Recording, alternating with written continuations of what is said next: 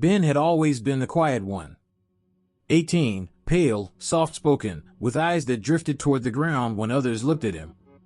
People in the small town of Elkmore called him odd. Some said he was slow. Others just said he's not right. He didn't join sports. Didn't go to parties. Didn't laugh when everyone else did.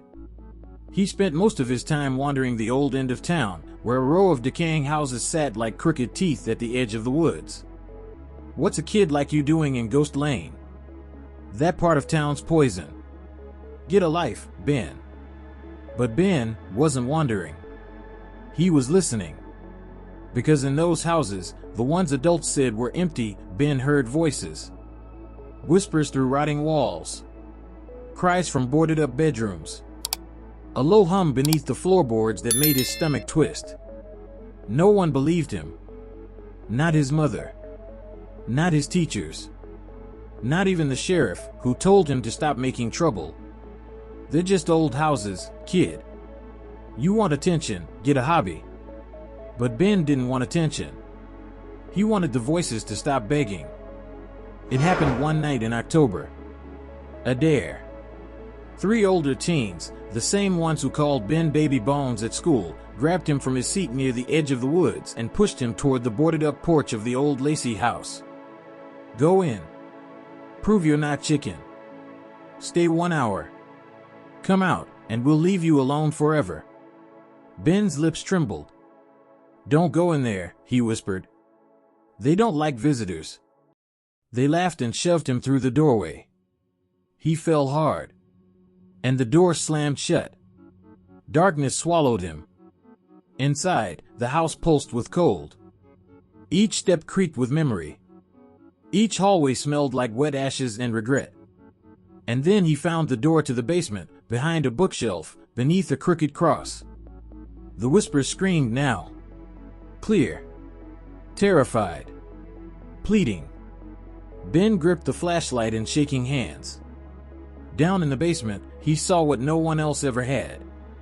A row of children's shoes, dusty and untouched. An old cot. Scratches on the walls. And bones.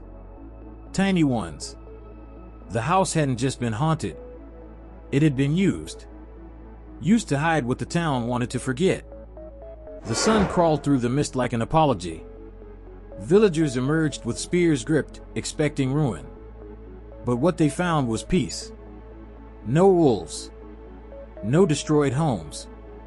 No blood. And then a cry rang out from the edge of the jungle. Someone's down. By the hill path. They ran. Crowded. And there, laying in the mud, was Hells. Face pale. Arm torn. Clothes shredded by claws and time. But in his arms, a wolf pup, no longer a baby, but no longer wild either.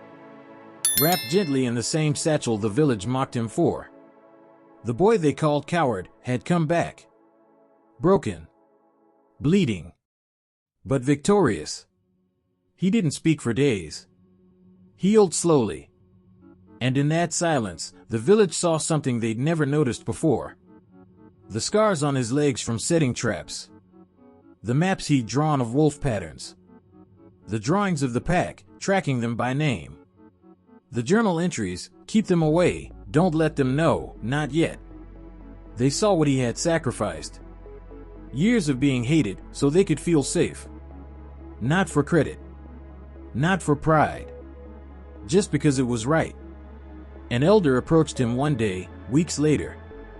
Why didn't you tell us? Hell stared at him quietly. Then simply said, would you have listened?